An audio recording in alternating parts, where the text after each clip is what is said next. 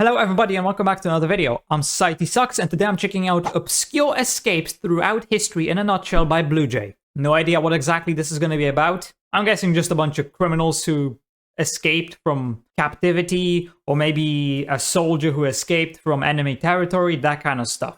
If you've ever come across a Canadian Goose or gone to a Percy Jackson premiere, chances are you've had to make an escape at some point in your life. I've never seen Percy Jackson. Coups, there have been no shortages of escapes throughout history. So today, we're going to cover some of the more captivating freedom flights history has to offer.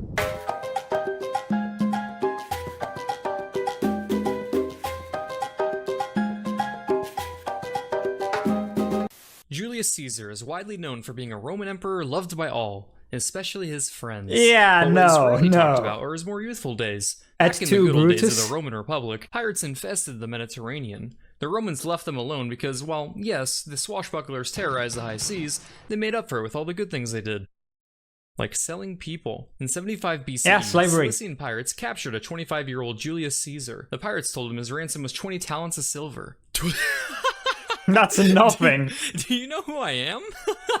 Don't tell them. I'm worth 50. Men were sent to get the increased ransom, and Caesar settled into his new life of captivity. But just because you're a captive doesn't mean you have to act like one. And Julius Caesar certainly didn't. Caesar treated the pirates like they were his subjects, going as far as demanding their silence when he was trying to sleep. In his 38 days in captivity, he spent most of his time writing and reciting his poetry and speeches to the pirates. He also took part in their games. That takes some serious balls. As time went on, the pirates grew to like and respect him. However, Caesar would occasionally threaten to have them crucified once he escaped.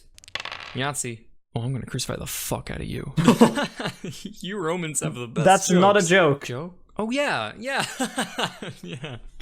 I'm just joking. While the pirates thought he was pulling a funny, Caesar was a man of his word. After his ransom was paid, he raised a naval force despite holding no place in public office and captured the pirates. Before he had them crucified, however, Caesar was overcome with a sense of mercy. So, in a show of leniency, he settled for cutting their throats instead. Always the gentleman. In 1265... To be fair, cutting their throats instead of crucifying them is a mercy. Because crucifixion would have been far longer, far more painful, and just a much more terrible death than simply having your throat cut open. Before Edward I became King of England, he was a prisoner of Simon de Montfort during a civil war. One day, Edward went out riding under the supervision of a company of knights, and asked if he could try out each of the horses in turn. Keep in mind, when a person of royal blood went to prison, that basically just meant living upper middle class. Yeah, it wasn't really prison. One by one, testing their speed. Fantastic. So, not for the royalty. This is the last one then? Yeah, this is Comet. He's the fastest stallion we've got. Excellent, excellent. Well, see ya. After mounting the final horse, he bade his captors farewell and rode off. The knights, with their horses too tired to give chase, just sat and watched as their captive and careers disappeared. Okay. Out of they the probably got killed for that. Who attempted to escape Auschwitz, only 196 would be successful. In 1942, Kazimierz Piechowski would attempt to become one of those lucky few. Piechowski knew the consequences of it. 42. Kazimierz Piechowski would attempt to become... Jesus, that pronunciation is terrible, but I don't blame him. He doesn't speak Polish. It's Kazimierz Piechowski. One of those lucky few. Piechowski knew the consequences of attempting to escape were horrendous. For every prisoner that tried, 10 others were to be starved to death. But after he found out that his friend was scheduled to be killed, Piechowski decided to form a plan. He figured that if he can get not one, but an entire 4-person work unit to disappear, then surely only their block supervisor would be held responsible. On a Saturday morning, they snuck through the first camp gate, stole some officer uniforms, and jacked a commandant's car. As they approached the main gate, they are greeted with a Hail Hitler by some officers as they drove past. But as they approached the final barrier, they saw that it remained shut. A few of them started to panic, but Piechowski, seeing as they were dealing with Nazis, did the only thing he could think of. Aggressively shout. He started screaming. Yeah. He's using Hitler screaming from that movie. Escapees rode to freedom. Luckily, just as Piechowski planned, only his supervisor was punished for the escape. Next, we have the story of Tsutomu Yamaguchi. Yamaguchi was on a business trip to Hiroshima in 1945 when the Americans decided to try out their newest toy. He was only 3 kilometers away when there was a great isn't this the guy that survived both atomic bombs? Temporarily blinded. Despite serious radiation burns and being heavily bandaged, Yamaguchi made his way home and reported to work only 3 days later. in in Nagasaki. Nagasaki. His Yep. supervisor was calling him mad at his description of the I atomic know bomb, about just this as the one. Americans erased another city from existence. Apparently, it takes more than the force of 35,000 tons of TNT to do Yamaguchi in, because he survived that one too. To put that into perspective, that's about as much power as it takes to sit through an entire Percy Jackson movie without pouring bleach in your eyes. I don't know if I've made it clear how much I hate those. Just like how Once Shawshank again, I've Redemption never had the seen character them. Red, a video on escapes isn't complete without an Irishman. So, finally, we have the story of future Irish President Eamon de Valera. In 1919, de Valera was being held in British-controlled Lincoln Prison, where he noticed a door leading to freedom in the exercise yard. He managed to get a wax impression on the handle of the key to the door, but the guards at Lincoln were thorough, so he needed to find a creative way to get the mold to his contacts. De Valera turned to a fellow prisoner who happened to be a cartoonist, and had him draw an exact replica of the key in a cartoon. The rebels outside made a key following the cartoon's diagram, which was then sent to de Valera baked inside of a cake. A strategy any avid Looney Tunes viewer would immediately see through, but seeing as the cartoon wouldn't make its debut until a decade later, they were in the clear. Hey, I was hoping you could get this cake to my friend Eamon. You see, it's his Would they birthday, actually and not I just search wanted to it? do something nice for him. It's just a vanilla cake filled with vanilla. Nothing else inside at all. Just vanilla.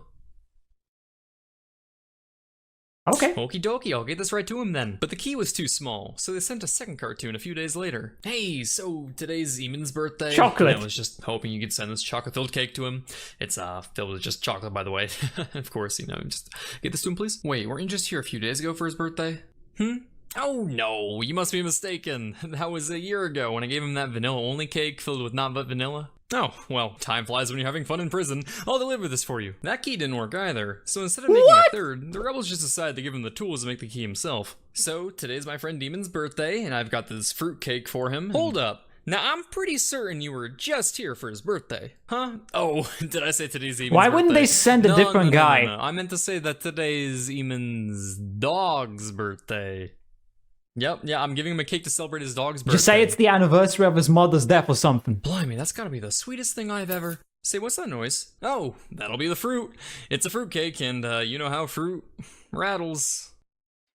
Well, And makes metal sounds. Fruit one day. Another prisoner made a master key for the facility, which de Valera used to unlock his cell door. De Valera, along with the two other prisoners, snuck across the yard, unlocked the door, and became the first people to ever escape from Lincoln Prison. To avoid further detection, de Valera dressed himself as a woman and strolled by some guards who were too busy flirting with girls to notice. Hey, good looking. You know I can do a lot more than abuse prisoners with this baton. Oh yeah? Like what?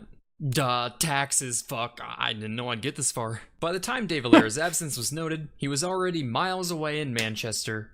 Probably eating some cake. So, in conclusion, while throughout history, escapes were filled with cross-dressing, swashbuckling, plutonium fissioning adventures, today, mentioning an escape usually refers to those popular escape rooms where teenagers having finished their 5th rewatch of Sherlock could approve their massive intellect to minimum wage employees. 9 out of 10 stars.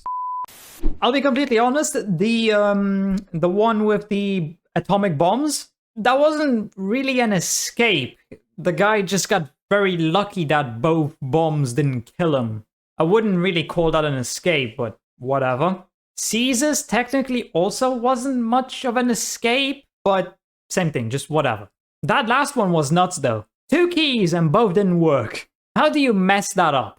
Anyway, I hope you enjoyed this video. If you did, please consider subscribing and leaving a like. If you want to see more reactions, check out this video right here. And with that, I hope I'll see you in the next video.